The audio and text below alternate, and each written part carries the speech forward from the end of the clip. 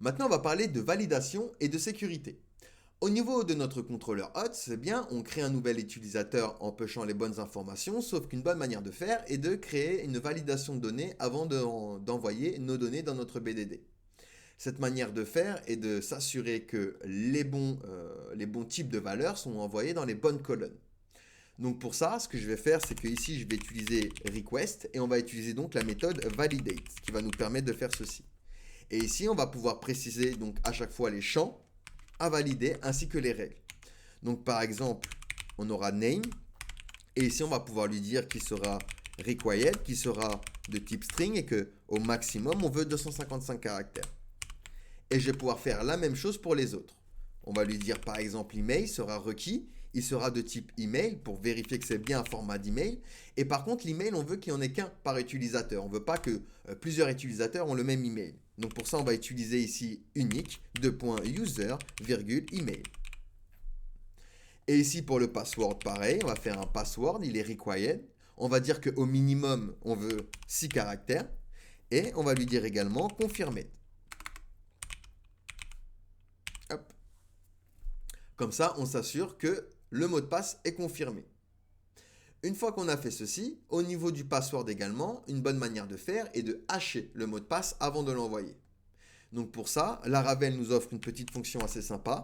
On va faire ici un hash, make, et ici donc, entre parenthèses, on va mettre notre request password. Donc ceci va hasher le mot de passe avant de l'enregistrer dans notre BDD. Ensuite, second lieu, ça va être au niveau de notre vue ici. Ici, on a une directive que l'on va pouvoir utiliser pour nous protéger des attaques CSRF, le Cross-Site Request Forgery. Cette attaque exploite la confiance d'un site qui accorde à l'utilisateur qui est connecté et elle vise à exécuter des actions indésirables à l'insu de l'utilisateur en l'incitant à soumettre des requêtes malveillantes via des sites tiers sans que l'utilisateur ne s'en aperçoive.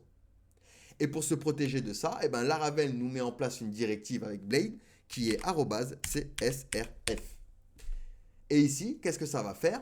Cette directive va générer automatiquement un champ caché de type hidden, un input de type hidden, avec le token CSRF, un token unique qui sera donc comparé à notre application pour être sûr que la requête qui est envoyée soit de l'utilisateur et pas d'un site malveillant. Donc ça aussi, c'est une bonne manière de faire, hop, de mettre notre petite directive ici à chaque formulaire. Ensuite, en second lieu, dans notre hot controller ici, je rappelle que lorsqu'on s'inscrit, on return du coup un message de succès avec inscription réussie, un email, machin, machin. Donc ça, va falloir également le mettre. Donc pour ce faire, je vais rester dans la div et je vais utiliser la directive if. Ici, on va pouvoir donc préciser notre condition. On va pouvoir lui dire session et donc c'est success. C'est le nom qu'on lui a donné juste ici. Et donc ici, alors c'est plutôt dans le register, pardon. On va pouvoir donc retourner un message, enfin notre message, dans une div. Donc ici, je vais pouvoir lui donner un BG green 100. On va lui donner également un text green 500. On va donner un border green 500 également. On va lui donner également un PX4, un PY3 et un rounded. On peut lui donner relative également. Hop. Et à l'intérieur, donc, on va afficher notre message. On va faire un P avec la classe font bold. Et on va mettre inscription réussie. Et donc, ici, on va remettre un P avec un texte SM. Et on va lui donner, donc ici, notre message. Donc, c'est session de succès. Alors, hop. Non, c'est celui-ci. Tac. Et nos accolades. Donc là, grâce à ça, on va pouvoir afficher, une fois que l'utilisateur a réussi à s'inscrire, le message ici. Et donc, il va s'afficher dans notre vue, juste ici.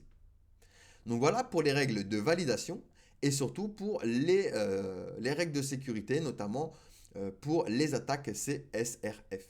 Allez, n'hésitez pas à me poser des questions si vous en avez, sinon on passe à la suite.